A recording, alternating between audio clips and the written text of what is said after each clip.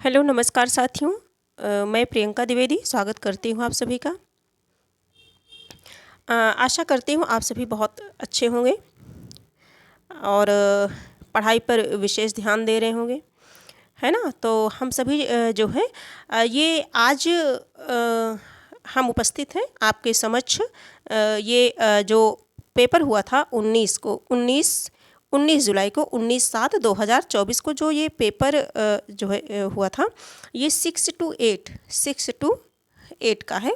और इसमें जो हिंदी सब्जेक्ट है, हिंदी सब्जेक्ट से जो पेपर हुआ था हिंदी सब्जेक्ट से 6 to 8 का, उसका जो है हिंदी से जो भी प्रश्न बने थे उसका जो है प्रश्न पत्र हल करने हम सभी चल रहे हैं और देखते हैं कि हम सभी के कितने सही हुए हैं। और उम्मीद यही करूँगी कि पेपर सॉल्व करने के बाद आप सभी हमारे जो भी प्रतियोगी भाई हैं, जो भी मतलब प्रतियोगी मित्र हैं, भाई या बहन, तो वो सभी अपने जो है स्कोर अवश्य बताएंगे कि किसके कितने नंबर बने हैं। इसके पहले जो क्वालिफाइंग होता है, जो लैंग्वेज से संबंधित जो भी प्रश्न हैं, उसमें जो हिंदी के प्रश्न बनते हैं, जैसे 8 प्रश्न हमारे इंग्लिश भाषा के हो गए, अंग्रेजी भाषा के, और 22 प्रश्न हमारे जो बनते हैं वो बनते हैं हिंदी भाषा से। तो इसमें जो है हम सभी को पास करना आवश्यक होता है। तो ये जो 22 नंबर हिंदी से बने थे, इसका जो है सॉल्व हम सभी कर चुके हैं, है ना। इन प्रश्नों को हम सभी देख चुके हैं और ये इसका पार्ट 2 है। और इसमें हम 80 प्रश्नों पर चर्चा करेंगे कि 80 प्रश्नों में कौन सा हमारा आंसर सही है। ठीक है, तो 80 प्रश्नों को हम सभी देखते हैं। 80 प्रश्नों में जो पहला हमारा प्रश्न है ये 71 नंबर से है ना। जैसा कि जानते हैं सभी लोग कि 30 प्रश्न किसके होते हैं, क्वालिफाइंग, है ना। 30 प्रश्न, है ना, पहला भाग। और दूसरा जो होता है वो जीके जीएस से होता है, जो 40 प्रश्न होते हैं, है ना।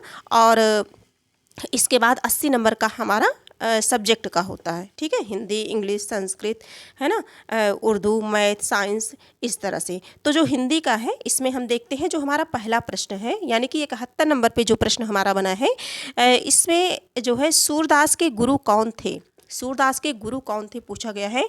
ऑप्शन दिया गया है वल्लभाचार्य, बी है रामानंद, सी है विट्ठलनाथ, डी है उपयुक्त में से एक से अधिक, और ई है उपयुक्त में से कोई नहीं। इस तरह से ऑप्शन हमारे बनते हैं। तो सूरदास के जो गुरु थे वो कौन थे, वल्लभाचार्य। सूरदास जी के गुरु वल्लभाचार्य थे और पारसौली में इन्होंने दीक्षा ली थी और यहीं पर सूरदास जी का निधन भी हुआ था। जहाँ इन्होंने दीक्षा ली थी वहीं यानी कि पारसौली में ही इनका निधन भी हुआ था। तो ये कौन है, सूरदास के गुरु वल्लभाचार्य है। करेक्ट आंसर हमारा ए हो जाएगा। मिलाते चलिए आप सभी लोग, देखते चलिए किसका कितना बनता है। और 72 नंबर का जो प्रश्न है, कोटि कुलिस सम वचन तुम्हारा, पंक्ति में कौन सा अलंकार है।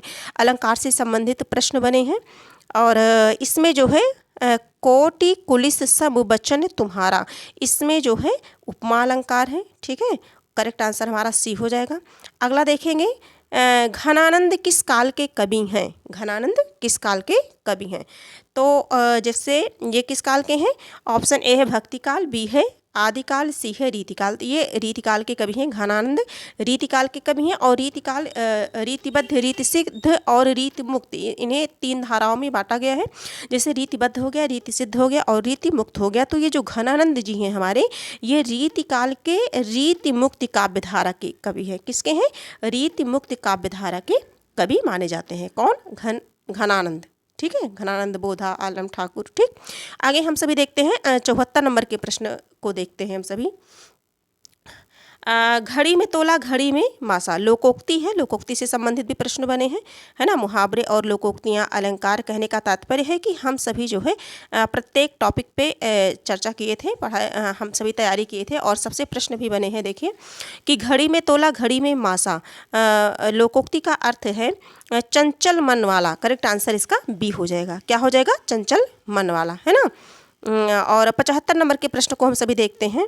75 नंबर का जो प्रश्न है, निम्नलिखित उपन्यासों को उनके लेखकों के साथ सुमेलित कीजिए तथा सही कूट का चयन कीजिए।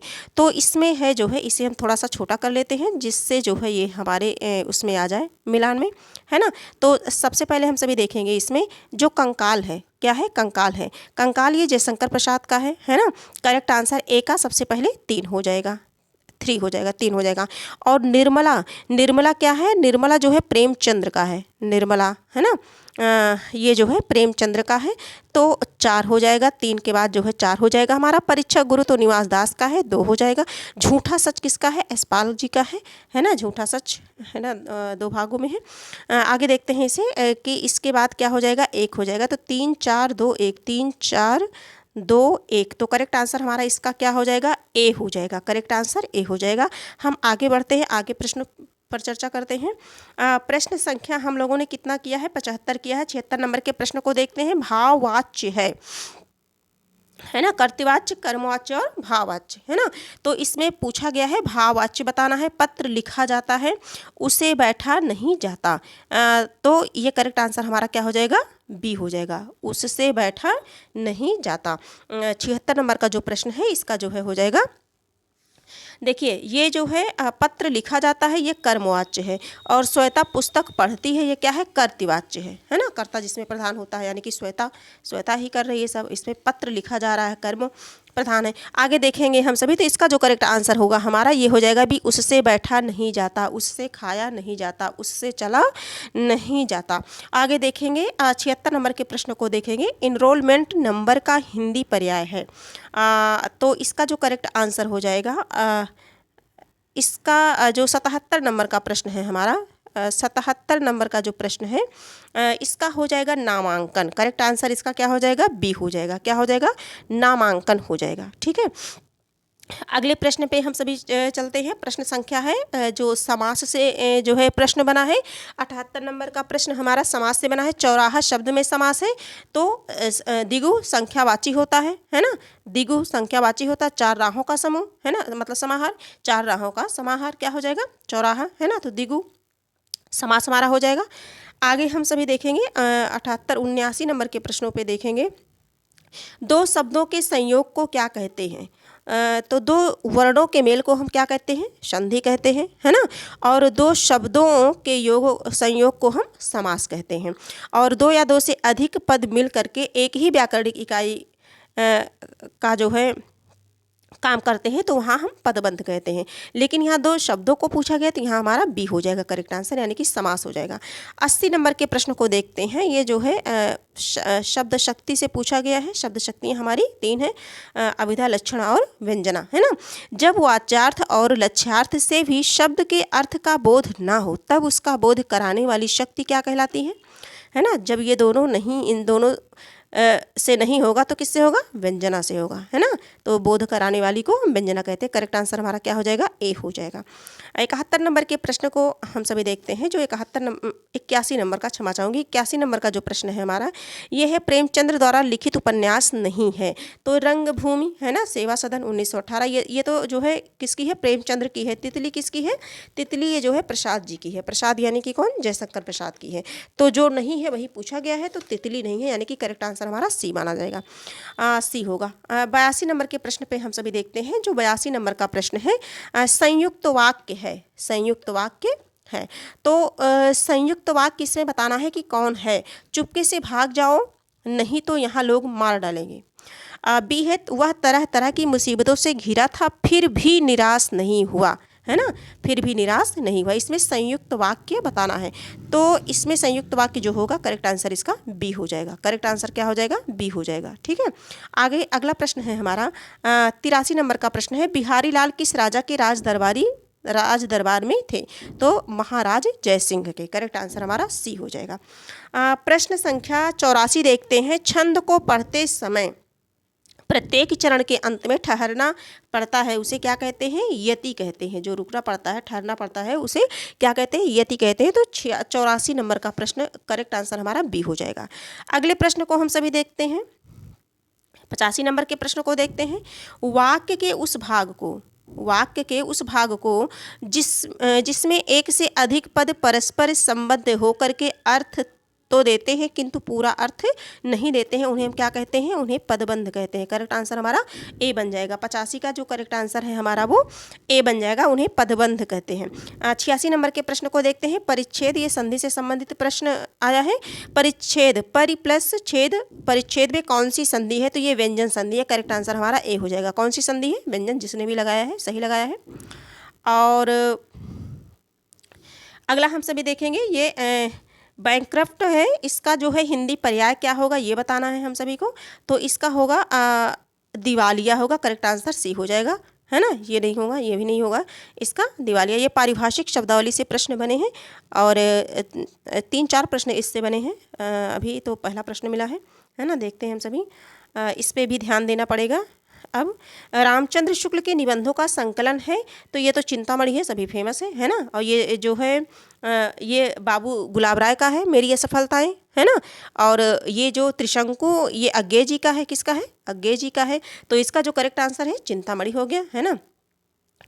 89 नंबर का प्रश्न देखते हैं, मिश्र वाक्य है, मिश्र वाक्य बताना है इसमें। तो डॉक्टर ने पट्टी बांध दी तथा 50 रुपये दिए, है ना। ये तो नहीं होगा, ये तो जो है संयुक्त वाक्य हो गया, है ना। बांध दी तथा 50 रुपये दिए, 50 रुपये दिए, बांध दिए। और आगे देखेंगे, वह निराश होकर के घर से निकला, ये सरल वाक्य है। जिसने दुख नहीं देखा उसे दुनिया में कुछ नहीं देखा। जिसने, उसने, है ना, दोनों एक दूसरे पर क्या है, परस्पर संबंध है, आपस में मिले हुए हैं, एक के बिना दूसरा क्या है। जिसने दुख नहीं देखा मतलब वाक्य अधूरा है, ये हमारा क्या हो जाएगा, मिश्र वाक्य, दूसरे वाक्य पर डिपेंड है। करेक्ट आंसर सी होगा। आगे हम सभी देखते हैं जो 90 नंबर का प्रश्न है हमारा, 89 का, हाँ 89 का हो गया। 90 नंबर का जो प्रश्न है, समर्थ को नहीं दोष गोसाई, है ना, लोकोक्ति है। इसका क्या तात्पर्य है। बड़े आदमी के सब मित्र होते हैं, गलत है। मेहनत से बड़े आदमी के सब मित्र होते हैं, हाँ। मेहनत से किए काम में सदैव सफलता मिलती है ना। इसी का बताना है, बड़े आदमी पर कौन दोष लगाए, है ना। जो समर्थ हैं उन्हें कौन बोलने वाला है, अर्थात कोई नहीं, उन्हें कौन बोलता है। तो करेक्ट आंसर हमारा सी हो जाएगा। आगे देखते हैं हम 91 नंबर के प्रश्न को देखते हैं। थर्राती है वसुधा सारी, वसुधा यानी कि पृथ्वी, आसमान तड़तड़ा रहा, अरे दल पर कूद पड़ूं उड़कर, है रोम रोम फड़फड़ा रहा, यानी कि इसमें क्या है, भयानक रस है। इसमें कौन सा रस है, भयानक रस है। और अगला प्रश्न देखेंगे हम 92 नंबर का, सूरदास की रचना पूछा गया है। वैसे ये पेपर बता दें आप सभी को कि बहुत ईजी है, और इस तरह से जो है पेपर बहुत दिन बाद क्या मुझे तो पहला लग रहा है, क्योंकि ये बहुत ही इजी पेपर है ना। जो भी मेरिट बनेगी वो जीके और जीएस पर ही बनेगी, है ना। और बाकी जो सब्जेक्ट का जो हिंदी का है, ये तो बिल्कुल कुछ अपने आप में है ही नहीं, फिर भी हम लोग देखते हैं, सॉल्व करते हैं। इसका जो है, जो सूरदास की रचना पूछा गया है, तो सूरदास है, साहित्य लहरी है। बाकी ये दोहावली 12 प्रमाणिक रचनाएं हैं गोस्वामी तुलसीदास जी की, दोहावली, कवितावली, गीतावली, विनय पत्रिका, बरबर, रामायण, रामलला, लच्छू, है ना, रामचरितमानस। आगे देखते हैं हम सभी, तो इसका जो सूरदास की रचना का है ना, साहित्य लहरी है। करेक्ट आंसर बी हो जाएगा हमारा। अगला प्रश्न हम सभी देखते हैं 93 का देखते हैं, ये चयन का संधि विच्छेद होगा, चे प्लस अन होगा, करेक्ट आंसर ये हो जाएगा। अगला देखते हैं हम सभी 94 नंबर के प्रश्न को देखते हैं। जो 94 नंबर का प्रश्न है, कृष्ण भक्त कवि हैं, जो कृष्ण के भक्त हैं, तो रसखान, मीरा, सूरदास सभी कृष्ण, है ना, सभी ने कृष्ण के बारे में, कृष्ण की लीलाओं के बारे में, कृष्ण के प्रति भक्ति दिखाई है ना। और इनसे संबंधित पद को भी हम लोगों ने पढ़ा है। तो ये इसमें सभी हैं, तो उपयुक्त में से एक से अधिक हो जाएगा। इसका करेक्ट आंसर हमारा डी हो जाएगा, जिसने लगाया है बहुत सही आंसर दिया है। आगे देखेंगे, अशुद्ध वाक्य है, अशुद्ध वाक्य बताना है। वाक्य शुद्धि की दृष्टि से प्रश्न पूछा गया है। मैं तो अवश्य ही जाऊँगा, मैं तो अनावश्यक है, यहाँ ही भी अनावश्यक है। ये दोनों क्या है, निपात हैं और निपात हैं। और निपात जिसमें लगते हैं वो क्या होते हैं, वो वाक्य जो है व्याकरणिक दृष्टि से अशुद्ध माने जाते हैं। बंदूक एक उपयोगी अस्त्र है, श्री कृष्ण के अनेक नाम हैं, ये सही है। कभी कभी कन्फ्यूजन करने के लिए मतलब दे देता है जो है अनेक की जगह अनेकों, अगर अनेकों होता तो ये वाक्य गलत हो जाता। अगर श्री कृष्ण के अनेकों नाम है इस तरह से होता तो वाक्य हमारा गलत हो जाता, ठीक है। लेकिन श्री कृष्ण के अनेक नाम हैं तो ये वाक्य सेंटेंस हमारा सही है, ठीक। तो इस तरह से हमारा जो अशुद्ध पूछा गया है, तो अशुद्ध हमारा 1 ही है, मतलब ऑप्शन ए है। अगला प्रश्न देखते हैं, चांद का मुंह टेढ़ा, बहुत चर्चित ये रचना है। चांद का मुंह टेढ़ा है, काव्य संग्रह के रचनाकार हैं, तो ये तो मुक्तिबोध है। कौन है, मुक्तिबोध है, करेक्ट आंसर भी है, ये इन्होंने भी सही लगाया है। आगे देखते हैं जो है 97 का जो प्रश्न है, मालिनी छंद के प्रत्येक चरण में कितने वर्ण होते हैं, तो 15 वर्ण होते हैं, करेक्ट आंसर सी हो जाएगा, है ना। गगनचुंबी शब्द में कौन सा समास है, समास से प्रश्न बना है, गगनचुंबी में कौन सा समास है, यानी कि गगन को चूमने वाला। करेक्ट आंसर हमारा सी हो जाएगा। 98 का जो करेक्ट आंसर है वो क्या हो जाएगा, सी हो जाएगा, यानी कि गगन को चूमने वाला। और तत्पुरुष समास है, तत्पुरुष समास के कितने भेद हैं बताया गया है क्लास में आप सभी को कि तत्पुरुष समास के 6 भेद हैं, और 6 में ये क्या है, कर्म तत्पुरुष है। कौन सा तत्पुरुष है यहाँ साथियों, कर्म तत्पुरुष है। ठीक है, आगे हम सभी देखते हैं। असाध्य वीणा के रचनाकार है, तो असाध्य वीणा के रचनाकार कौन है, अज्ञेय है। ठीक है, करेक्ट आंसर ए हो जाएगा। 100 नंबर के प्रश्नों को देखते हैं हम सभी। और मंद मंद मुरली बजावत अधर धरे, मंद मंद निकस्यों मुकुंद मधु बनते, उपयुक्त काव्य पंक्तियों में काव्य गुण बताना है। मंद मंद मुरली बजावत अधर धरे, है ना, ओठ पे रख करके मंद मंद धीरे धीरे, यानी कि इसमें कौन सा है, माधुर्य है। इसमें कौन सा, श्रृंगार रस है, और श्रृंगार रस जहाँ होता है वहाँ पर माधुर्य जो है गुण होता है ना। मंद मंद धीरे धीरे, बड़े उससे आगे देखते हैं, तो ये करेक्ट आंसर इसका सी हो जाएगा। अगला प्रश्न हम सभी देखते हैं। रचना के आधार पर वाक्य कितने प्रकार के होते हैं, तो आपको बता दें ये 3 होते हैं। और ये जो है पेपर के एक दिन पहले ही, यानी कि 18 को, है ना, 19 जुलाई को पेपर था, 18 जुलाई को एक क्लास मैंने बनाई थी, है ना। तो उस क्लास में मैंने इसे बहुत अच्छे से समझाने का प्रयास किया था, और जो भी प्रतियोगी हमारे देखे हैं वो जानते हैं, उन्हें पता है ये कि जो है रचना के आधार पर कितने हैं, 3 हैं, सरल, मिश्र और संयुक्त वाक्य हो गए। और अर्थ के आधार पर अगर पूछा जाए तो अर्थ के आधार पर कितने हैं, 8 हैं, और 8 की विस्तृत चर्चा भी की गई है। आप चाहे तो चैनल पे जा करके देख सकते हैं, उसे विस्तृत डीपली पढ़ सकते हैं अगली परीक्षा के लिए, TRE 4 के लिए। और इसके बाद जो है उत्पत्ति के आधार पर अगर पूछा जाए तो उत्पत्ति के आधार पर कितने हैं, 4 हैं। ठीक है, आगे हम सभी देखते हैं, प्रश्नों पे चर्चा करते हैं। भरपेट शब्द में समास है, तो भरपेट ये तो क्या है, अव्यय पद है ना, अव्यय भाव समास है। करेक्ट आंसर बी हो जाएगा। आगे देखते हैं, 103 नंबर के प्रश्नों पर चलते हैं हम सभी। रामचरितमानस की भाषा है, बताइए, इतने इजी प्रश्न आए थे। रामचरितमानस की भाषा है तो कैसी है, अवधी भाषा है। कैसी है, अवधी। करेक्ट आंसर क्या हो जाएगा, सी हो जाएगा। आगे देखते हैं, जो है अशुद्ध वाक्य है। कल शाम मूसलाधार वर्षा हुई, तुम सबसे सुंदरतम हो, है ना। तो तुम सबसे सुंदर हो, इस तरह से वाक्य होता तो सेंटेंस हमारा सही होता।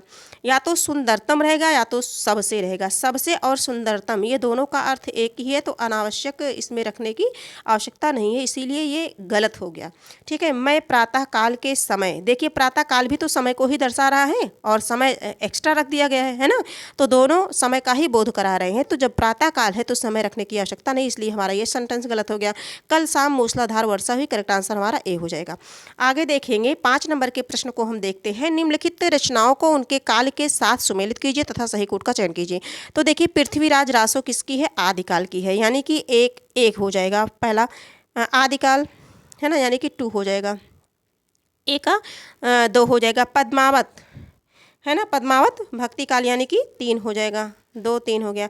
बिहारी सतसई, बिहारी सतसई, बिहारी सतसई किसकी है, ये तो रीतिकाल की है। बिहारी सतसई रीतिकाल की है, यानी कि जो है इसका क्या हो जाएगा, पृथ्वीराज रासो का 2 हो गया, 3 हो गया, बिहारी सतसई 4 हो गया, और ये भारत भारतीय आधुनिक काल की है, तो ये 1 हो गया, यानी कि 2 3 4 1, 2 3 4 1। करेक्ट आंसर हमारा कौन सा निकला, बी निकला। ठीक है, 2 3 4 1।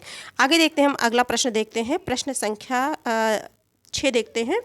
106 कहने का तात्पर्य, अभ्युदय का संधि विच्छेद होगा। संधि विच्छेद बताना है, अभ्युदय, अभि प्लस उदय, है ना, ये अभि प्लस उदय, अभ्युदय।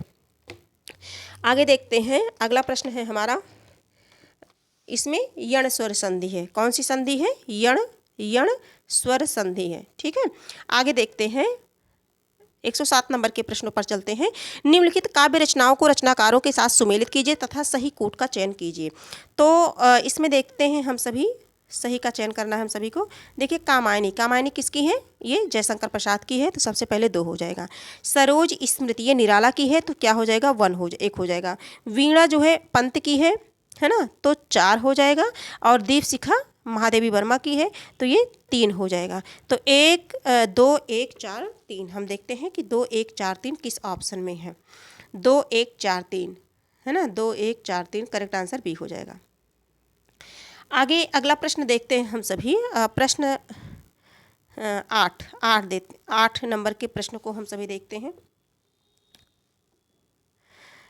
जो 8 नंबर का प्रश्न है हमारा,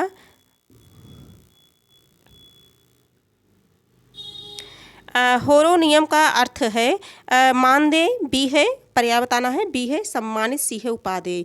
तो इसमें जो है होगा, इसका होगा मानदेय होगा, इसका मानदेय होगा, सम्मानित नहीं होगा, उपादेय नहीं होगा। करेक्ट आंसर इसका ए हो जाएगा, ये गलत लग गया है। आगे देखेंगे, पेट काटना मुहावरा है, मुहावरे का अर्थ बताना है। तो पेट काटना यानी कि कंजूसी है ना, कंजूसी करना। करेक्ट आंसर सी हो जाएगा। अगला देखेंगे, रामधारी सिंह दिनकर की रचना नहीं है, जो दिनकर की नहीं है, यशोधरा कुरुक्षेत्र दिनकर की है, और ये जो तुलसीदास है ये किसकी है, तुलसीदास इनकी रचना नहीं है ना, ये तो निराला की है। किसकी है, निराला की है। आगे देखेंगे तो करेक्ट आंसर इसमें हमारा ए हो जाएगा। 111 नंबर के प्रश्न को देखते हैं कि तो मिठास दई दयो इते सलोने रूप, है ना, सलोने रूप। काव्य पंक्ति में अलंकार है, तो कौन सा अलंकार है, विरोधाभास अलंकार है। कौन सा है, विरोधाभास है। करेक्ट आंसर हमारा बी हो जाएगा। अगला प्रश्न देखते हैं हम सभी, देवेंद्र, देव प्लस इंद्र, देवेंद्र में कौन सी संधि है। तो इसमें देव प्लस इंद्र यानी कि गुण संधि है। करेक्ट आंसर हमारा ए हो जाएगा, गुण संधि हो जाएगा। संक्षेपण का गुण नहीं है, तो संक्षेपण का गुण जो नहीं है, संक्षिप्तता, पूर्णता है, अलंकृत भाषा नहीं है संक्षेपण का। करेक्ट आंसर सी हो जाएगा। अगला देखते हैं 114 नंबर के प्रश्न को देखते हैं। किस वाक्य में 3-13 होना मुहावरे का प्रयुक्त हुआ है, यानी कि पिता की मृत्यु के बाद पूरा परिवार 3-13 हो गया। करेक्ट आंसर यही होगा, पिता को आते देख करके बेटा 3-13 नहीं 9-2-11 हो गया। इस तरह से अगर करते तो भी तो बन जाता ये, है ना। रावण ने विभीषण को 3-13 कर दिया, नहीं ये गलत है ना। ये 3-13 का मतलब होता है बिखर जाना, और जब किसी परिवार में पिता की मृत्यु गार्जियन की हो जाती है तो वो परिवार फिर क्या होता है, फिर बिखर जाता है ना, टूट जाता है, अलग अलग हो जाता है। तो ये यहाँ करेक्ट आंसर जो सटीक आंसर है ये हमारा ए है। आगे देखते हैं, कर्मवाच्य है, कर्मवाच्य है लड़का खाता है, बी धूप में चला नहीं जाता, सी है आम खाया जाता है। करेक्ट आंसर हमारा क्या हो जाएगा, कर्म, है ना। तो आम है, करेक्ट आंसर सी हो जाएगा। 16 नंबर के प्रश्न को देखते हैं, तुलसीदास की रचना नहीं है, तो 12 इनकी प्रमाणिक रचनाएं हैं, है ना, सभी परिचित हैं। और बता दें, विनय पत्रिका और कवितावली ये भी तुलसीदास जी की हैं, लेकिन रामचंद्रिका ये जो है किसकी है, केशव जी की है। किसकी है, केशव जी की है, ठीक है। तो करेक्ट आंसर ये हो जाएगा। 117 नंबर के प्रश्न को हम सभी देखते हैं। चूना लगाना मुहावरे का अर्थ है, तो ये होता है डायरेक्ट बेवकूफ़ बनाना। क्या बनाना, बेवकूफ़ बनाना, है ना। आगे अगला देखते हैं, इसका करेक्ट आंसर भी होगा। 118 नंबर के प्रश्न को देखते हैं। प्रश्न संख्या जो है 118 है। डेपुटेशन, है ना, डेपुटेशन का हिंदी पर्याय बताना है। तो इसका जो पर्याय है ये ऑप्शन ए है हस्तांतरण, बी है प्रस्थान, सी है प्रतिनियुक्ति। तो इसमें जो है इसका प्रतिनियुक्ति होगा। करेक्ट आंसर इसका सी हो जाएगा, ये गलत है ना, ये गलत लगा है। करेक्ट आंसर इसका सी हो जाएगा। अगला देखते हैं 19 नंबर के प्रश्न को देखते हैं। जब एक वस्तु पर दूसरी वस्तु का आरोप किया जाए वहाँ कौन सा अलंकार होता है। तो आरोप में कौन सा अलंकार होगा, उपमा अलंकार होगा, क्षमा चाहूँगी, रूपक अलंकार होगा। कौन सा अलंकार होगा, रूपक अलंकार होगा, ठीक है। सीसा से सरिस सम समान यू, है ना, ये उपमा अलंकार। और जन जानो मन मानो इत्यादि ये उत्प्रेक्षा अलंकार होता है ना, जो ट्रिक हम लोग जिसके हिसाब से समझ जाते हैं तुरंत, है ना। तो ये सब है। तो इसमें क्या है, आरोप अगर है तो इसमें क्या है, रूपक अलंकार है। अगला देखेंगे हम सभी, प्रश्न संख्या 20 देखेंगे, 120 देखेंगे। वांग्मय का संधि विच्छेद होगा, वाक प्लस मय, वाक में हलंत, का में हलंत रहेगा, ठीक है, वाक प्लस मय। करेक्ट आंसर इसका सी हो जाएगा 120 का। आगे देखते हैं हम सभी 21 नंबर के प्रश्न को देखते हैं। बीभत्स रस का स्थायी भाव है, तो बीभत्स का क्या हो जाएगा, जुगुप्सा हो जाएगा। क्या हो जाएगा, जुगुप्सा हो जाएगा। और क्रोध का अगर करना चाहें तो रौद्र, क्रोध का रौद्र हो जाएगा, रौद्र से। और शोक का क्या हो जाएगा, करुण हो जाएगा, करुण हो जाएगा। शोक का क्या होगा, करुण होगा। तो आगे देखते हैं हम सभी 22 नंबर के प्रश्न को। 122 फूले का सकल महिछाई, बहुत चर्चित ये पंक्ति है, जनु वर्षा ऋतु प्रकट बुढ़ाई काव्य पंक्ति में कौन सा अलंकार है? जन जानो मन मानो आ गया तो अब तो ज़्यादा पढ़ने की जरूरत ही नहीं है। उत्प्रेक्षा अलंकार हम तुरंत टिक लगा देंगे। करेक्ट आंसर हमारा क्या हो जाएगा? सी हो जाएगा। आगे देखते हैं हम 123 नंबर के प्रश्नों से परिचित होते हैं। देखते हैं, खग जाने खगही की भाषा, है ना, ये लोकोक्ति है और इसको बताना है पक्षियों की भाषा कोई नहीं समझता, ये गलत है। एक पक्षी दूसरे पक्षी की, ये गलत है। अपने वर्ग के लोग ही एक दूसरे को समझ सकते हैं ना, है ना भाई, जो जिस वर्ग का है उसी वर्ग वो ज़्यादा समझेगा उसे, है ना। तो करेक्ट आंसर इसका सी हो जाएगा।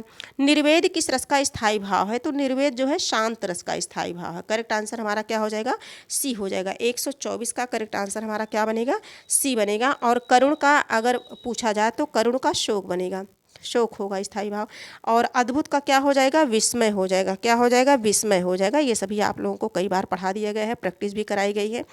और आगे देखेंगे दोहा छंद के प्रथम, देखिए इतना इजी प्रश्न आया कि दोहा ही पूछा गया प्रथम और तृतीय, है ना। प्रथम और तृतीय में चरण में कितनी मात्रा होती है? तो प्रथम और तृतीय में कितनी होती है? 13।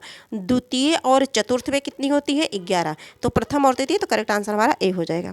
आगे देखेंगे प्रश्न संख्या 126 देखेंगे, और ये जो 126 है ये हमारा 126 से लेकर के 130 प्रश्नों तक जो है ये गद्यांश से पढ़ लेते हैं हम इन्हें। निम्नलिखित अपठित गद्यांश को ध्यानपूर्वक पढ़िए और पूछे गए प्रश्न के सही विकल्प चुनकर उत्तर पत्रक में चिन्हित कीजिए। पुस्तकालय वह विशाल ज्ञान सिंधु है जिसमें विद्या की अक्षय निधियाँ मौजूद हैं, जिनके अध्ययन मात्र से हमारा हृदय विशाल और उन्नत बनता है। पुस्तकालय शब्द का निर्माण पुस्तक प्लस आलय 2 शब्दों से हुआ है, अर्थात पुस्तकों के लिए घर पुस्तकालय में उपयोगी पुस्तकों का संग्रह किया जाता है, जिससे मनुष्य के उच्च चरित्र का निर्माण होता है और जीवन की उन्नति होती है। इससे मनुष्य में स्वाध्याय की रुचि पैदा होती है और मस्तिष्क का विकास होता है। ठीक है, तो स्वाध्याय में सहायक है, तो कौन सहायक है? अभी हम लोगों ने पढ़ा, पुस्तकालय सहायक है। करेक्ट आंसर इसका ये हो जाएगा। आगे देखते हैं 125 नंबर के प्रश्न को देखते हैं। 125 नंबर का जो प्रश्न है हमारा, नहीं 127 है ना, 26 था वो, क्षमा चाहूँगी इसके लिए। 126 नंबर का तो प्रश्न हम लोगों ने कर लिया है ना। पुस्तकालय ज्ञान सिंधु का अर्थ बताना है हम सभी को। तो ज्ञान सिंधु का अर्थ है, सिंधु का मतलब होता है सागर, तो ज्ञान का सागर। करेक्ट आंसर हमारा सी हो जाएगा। आगे देखते हैं विद्या की अक्षय निधियाँ कहाँ मौजूद होती हैं? तो विद्या की अक्षय निधियाँ कहाँ मौजूद होती हैं? पुस्तकालय में होती हैं, पैसेज में दिया गया है ना। पैसेज के अकॉर्डिंग हमको आंसर देना है। मनुष्य के उच्च चरित्र निर्माण में सहायक है, क्या सहायक है? पुस्तकें, है ना। करेक्ट आंसर भी हो जाएगा। 130 नंबर के प्रश्न को हम सभी देखते हैं। हमारा हृदय विशाल और उन्नति कैसे बनता है? हमारा हृदय विशाल और उन्नति किससे बनता है? तो पुस्तकों के अध्ययन से बनता है ना। पुस्तकों के अध्ययन से करेक्ट आंसर भी हो जाएगा। अगला देखते हैं 131 से 135 तक, ये भी पैसेज है, पढ़ना है। पैसेज को हम देख लेते हैं। औद्योगिकरण के फलस्वरूप नगरों की आबादी तेजी से बढ़ी है। गांव के लोग रोटी रोजगार के चक्कर में शहरों में आकर गंदी बस्तियों की वृद्धि करते हैं। औद्योगिकरण के कारण कृषि योग्य भूमि में कमी हुई है और वनों के विनाश के कारण ही हरियाली नष्ट हो गई है। औद्योगिक केंद्रों की स्थापना के समय प्रदूषण नियंत्रण की ओर कोई ध्यान नहीं दिया जाता है।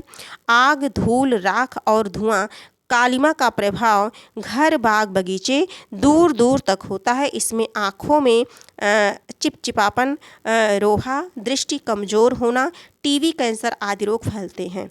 ठीक है, और औद्योगिकरण के फलस्वरूप तेजाबी वर्षा भी होती है, जो फसलों, पेड़ पौधों आदि को विशेष हानि पहुंचाती है। अम्लीय और क्षारीय करण के कारण भूमि की उत्पादन क्षमता भी घट जाती है। इनसे प्रश्न बना है ना, ये जो आए हैं। आगे देखते हैं, लोग गांव में आकर के शहरों में क्यों बसते हैं? प्रश्न संख्या 131 है। तो रोजगार के लिए बसते हैं। किसके लिए? रोजगार के लिए। करेक्ट आंसर हमारा बी हो जाएगा। भूमि की उत्पादन क्षमता क्यों घट जाती है? अम्लीय और क्षारीय करण के कारण। अभी लास्ट लाइन हम लोगों ने देखा है ना। करेक्ट आंसर ए हो जाएगा इसका। 33 नंबर का जो प्रश्न है 133, प्रश्न संख्या 133 हम सभी देखेंगे। कृषि योग्य भूमि में कमी क्यों हुई? तो औद्योगिकरण के कारण। औद्योगिकरण के कारण कृषि भूमि योग्य में कमी हुई। आगे देखते हैं 134 नंबर का जो प्रश्न है, 134 नंबर के प्रश्नों को हम सभी देखते हैं कि औद्योगिकरण के कारण जनसंख्या कहाँ तेजी से बढ़ी? तो कहाँ बढ़ी जनसंख्या? शहरों में। कहाँ बढ़ी? शहरों में बढ़ी। ठीक है, शहरों में बढ़ी। आगे देखते हैं हम सभी, इसका करेक्ट आंसर जो है ए होगा। 135 नंबर के प्रश्न को देखते हैं। हरियाली क्यों नष्ट हो गई? हरियाली क्यों नष्ट हो गई? वनों के विनाश के कारण, है ना, वनों के विनाश के कारण। करेक्ट आंसर हमारा सी हो जाएगा। 136 नंबर के प्रश्न को देखते हैं। 136 से 140 तक ये जो है क्या है, ये भी पैसेज है, फिर पढ़ना है। पैसेज, कई पैसेज लगातार आ गए थे, लेकिन हाँ पैसेज बहुत जो है सरल थे, आसानी से इसे किया जा सकता है। आलस्य को छोड़ने के लिए शारीरिक श्रम करना चाहिए। आलस्य को जीतने का एक ही उपाय है, यदि इससे काम ना लिया गया तो उसकी सजा प्रकृति की ओर से मिले बिना ना रहेगी। बीमारियों के या किसी और कष्ट के रूप में वह सजा भोगनी ही पड़ेगी। शरीर श्रम में जो समय लगता है वह व्यर्थ नहीं जाता, इसका प्रतिफल अवश्य मिलता है। उत्तम आरोग्य प्राप्त होता है। आगे देखेंगे। शारीरिक रोग का जैसा मन पर असर होता है वैसा ही शारीरिक आरोग्य का भी होता है, यह अनुभव सिद्ध है। इनसे प्रश्न जो बने हैं उन सभी प्रश्नों पे हम चर्चा करते हैं। प्रश्न देखते हैं। प्रश्न संख्या 36 है। आरोग्य से तात्पर्य है, तो आरोग्य से तात्पर्य स्वस्थ हो जाएगा, है ना, ये गलत है, ये भी गलत है। करेक्ट आंसर ये होगा। आलस्य को जीतने का क्या उपाय है? आलस्य को जीतने का क्या उपाय? 137 नंबर का प्रश्न है। शारीरिक श्रम करना, है ना। अगर आलस्य को जीतना है तो हमें शारीरिक श्रम करना पड़ेगा, तो करेक्ट आंसर हमारा बी हो जाएगा। पैसेज में बिल्कुल स्पष्ट दिया गया है, बहुत ज़्यादा इसमें ढूंढने की ज़रूरत नहीं है, बहुत इजी पैसेज है। रोग का प्रभाव किस पर पड़ता है? तो साधारण सी बात है, दिया गया है रोग का प्रभाव किस पर होता है? मन पर होता है, तो करेक्ट आंसर हमारा ए हो जाएगा, मन पर। 39 नंबर के प्रश्नों को हम सभी देखते हैं। प्रश्न संख्या जो 39 है। आलस्य के परिणाम स्वरूप सजा किस रूप में मिलती है? तो बीमारी एवं कष्ट के रूप में, है ना, बीमारी एवं कष्ट होगा। करेक्ट आंसर ए हो जाएगा। अगला देखते हैं। शरीर श्रम में क्या लगता है? तो शरीर श्रम में क्या लगता है? समय लगता है ना। करेक्ट आंसर सी हो जाएगा। फिर से एक पैसेज है। स्वावलंबी मनुष्य की यश कीर्ति पूर्णिमा की चंद्रिका के समान चारों ओर फैलती है। उसका यशगान चारण और भाट शताब्दियों तक गाया करते हैं। कवियों और लेखकों की लेखनी उसकी धवल कृतियों का निरंतर बखान किया करती हैं। उसका अभिनय रंगशालाओं तथा त्रिपटों पर हुआ करता है। पाठक और श्रोता उससे मनोरंजन के अतिरिक्त नित्य नया पाठ सीखा करते हैं। मनुष्य की कीर्ति उसकी शारीरिक सुंदरता नहीं वरन उसकी पूर्ण कृतियाँ फैलाती हैं। इनसे प्रश्न जो बने हैं उन्हें देखते हैं। पाठक और श्रोता किससे नया पाठ सीखा करते हैं? तो पाठक और श्रोता किससे नया पाठ सीखा करते हैं? तो किससे? मनुष्य के उज्जवल कार्य से। मनुष्य के उज्जवल कार्य से। करेक्ट आंसर इसका सी होगा। देखिए जिन्होंने लगाया था, पहले सी लगाया था इन्होंने, लेकिन बाद में एस गान हो गया है ना, इसीलिए जो फर्स्ट टाइम पे जो भी दिमाग क्लिक करता है वो बिल्कुल 100% वो प्रश्न सही ही होता है प्रायः। तो करेक्ट आंसर इसका सही होगा, सी होगा। 42 नंबर का प्रश्न है। धवल का होता है जो है धवल का होगा उजला, ये नहीं होगा। करेक्ट आंसर ए हो जाएगा। अर्थ 43 नंबर के प्रश्न को देखते हैं। प्रश्न संख्या 43, हम लोग को 50 तक करना है ना। चंद्रिका का पर्यायवाची शब्द जो होगा वो चांदनी होगा। करेक्ट आंसर जो है ए हो जाएगा। अगला देखते हैं। मनुष्य की कीर्ति किससे फैलती है? तो पूर्ण कृतियों से, है ना। करेक्ट आंसर सी हो जाएगा। 45 नंबर के प्रश्न को देखते हैं। चारण और भाट किसका यशगान करते हैं? तो जो स्वावलंबी मनुष्य होते हैं, है ना। करेक्ट आंसर बी हो जाएगा। 46 नंबर के प्रश्न को देखते हैं। 146 नंबर के प्रश्न को देखते हैं हम, और ये फिर से एक नया पैसेज है। व्यक्ति की उन्नति से ही देश की उन्नति संभव है, बिना आत्मोन्नति के देश का उन्नयन असंभव है। धर्म, जाति, भाषा, क्षेत्र, राज्य आदि छोटी छोटी बातों पर लड़ना द्वेष फैलता है, देश को पीछे ले जाता है, राष्ट्र की गरिमा घटती है। हमें सभी प्रकार के मतभेदों को भुलाकर आपस के भाईचारे का संबंध रखना चाहिए। देश की शक्ति और व्यवस्था को बनाए रखना हम सबका कर्तव्य है। राष्ट्र की उन्नति तभी संभव है। राष्ट्र की उन्नति कैसे संभव है? प्रश्न बन गया हमारा। तो इसमें जो ऑप्शन ए है देखेंगे, देश की शक्ति और स्वास्थ्य को बनाए रखने। करेक्ट आंसर हमारा ए हो जाएगा। ठीक है। हम अगला प्रश्न देखते हैं। जो हमारा अगला प्रश्न है, प्रश्न संख्या 147 नंबर के प्रश्न को देखते हैं। भाईचारे के संबंध के लिए आवश्यक है तो मतभेदों को भुलाना। इसका जो करेक्ट आंसर हो जाएगा सी हो जाएगा। अगले प्रश्न पे हम सभी चलते हैं। देश की उन्नति किसकी उन्नति से संबंधित है? तो जो देश की उन्नति है ये किसकी उन्नति से? व्यक्ति की उन्नति से, है ना। व्यक्ति की उन्नति से, है ना। जब व्यक्ति का विकास होगा तो परिवार का होगा, परिवार का विकास होगा तो गांव का होगा, गांव का होगा समाज का होगा, समाज का होगा तो राष्ट्र का होगा, इस तरह से है ना। तो व्यक्ति की, और हमारे पैसेज के अकॉर्डिंग हमें आंसर देना है तो व्यक्ति दिया गया है। करेक्ट आंसर ए हो जाएगा।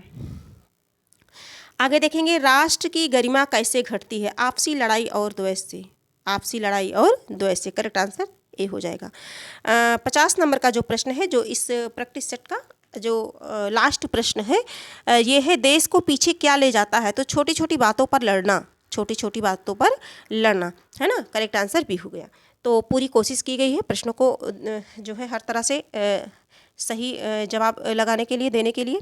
तो इस तरह से हम लोगों ने इस 6 to 8 में, है ना, 6 to 8 को जो पेपर हुआ था, संपन्न हुआ था 19 तारीख को, 19 जुलाई 2024 को, तो उसे हम लोगों ने सॉल्व कर लिया है। भाषा से संबंधित जो प्रश्न बने थे और जो सब्जेक्ट, व्यक्ति के जो अपने सब्जेक्ट थे उनसे संबंधित, यानी कि हिंदी से संबंधित जो भी प्रश्न बने थे, उन सभी प्रश्नों को हम लोगों ने सॉल्व कर लिया। तो इस तरह से आप सभी हमारे जो भी प्रतियोगी भाई बहन हैं, वो सभी जो है अपने नंबर को काउंट कर सकते हैं, मिला सकते हैं कि किसके कितने सही हुए हैं, और बाकी आंसर की आने पर जो है पूरा बिल्कुल एकदम कंफर्म हो जाएगा। वैसे भी जो प्रश्न सही हैं, जो बताया गया है, बिल्कुल सही सटीक बताया गया है आप सभी को।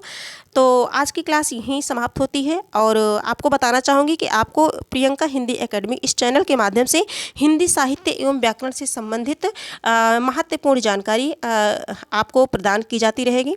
और हाँ, एक बता दें, यहाँ जो है 2 टाइम जो है फर्स्ट टाइम, एक टाइम पे जो है एक क्लास, इसकी 2 क्लास बनेगी प्रतिदिन। एक क्लास जो है इसकी बनेगी क्लास 1 बनेगी, जो कि व्याकरण से संबंधित होगी, और व्याकरण से संबंधित, हिंदी व्याकरण से संबंधित क्लास होगी वो। उसमें कंटेंट पढ़ाया जाएगा, कंटेंट के बाद क्वेश्चन इंपॉर्टेंट PYQ भी दिया जाएगा आप सभी को।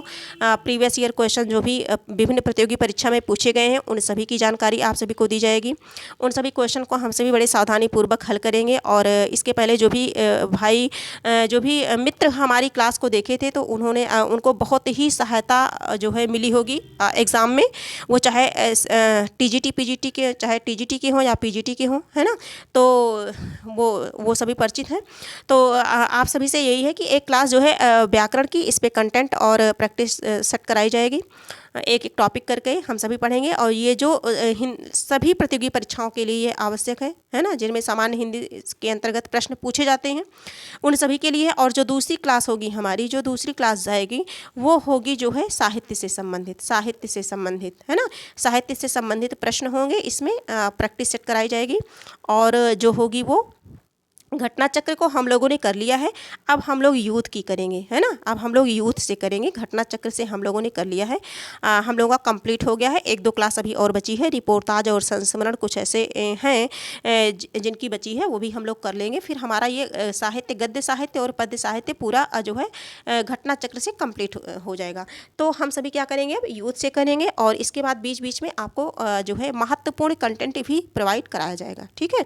तो ये 2 क्लासेज आपकी फिक्स है प्रतिदिन, और आप ये बिल्कुल निःशुल्क हैं। और हाँ, इसके साथ साथ बताना चाहूँगी कि जो भी विद्यार्थी हमारे RO ARO समीक्षा अधिकारी एवं सहायक समीक्षा अधिकारी प्रारंभिक परीक्षा और मुख्य परीक्षा में सामान्य हिंदी से जो भी प्रश्न बनते हैं, उन सभी प्रश्नों को अगर कंटेंट और PYQ दोनों एक साथ पढ़ना है और प्रैक्टिस करनी है, और निःशुल्क क्लास अगर चाहिए, तो ये इस चैनल पे आपको मिल जाएगी।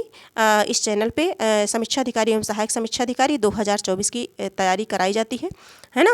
और मूल पुस्तकों से कराई जाती है, एथेंटिक प्रमाणिक पुस्तकों के माध्यम से कराई जाती है, और घटना चक्र आदित्य पब्लिकेशन से हम सभी प्रैक्टिस सेट करते हैं। तो इस प्रकार से आज की ये जानकारी आपको इतनी दी गई, और जो अगर ये आपको उपयोगी लगे तो आप इसे जो है इस चैनल को लाइक कर दीजिए, सब्सक्राइब कर लीजिए, जो मित्र हमारे नए हों, और कमेंट में अपने सुझाव लिखना ना भूलें। हाँ, और अगर हमारे जो भी मित्र इस क्लास को देख रहे हैं, अगर वो चाहें तो जो है अपने नंबर शेयर कर सकते हैं कि हाँ मेरे इतने सही हुए हैं, है ना, अपनी इच्छा अनुसार।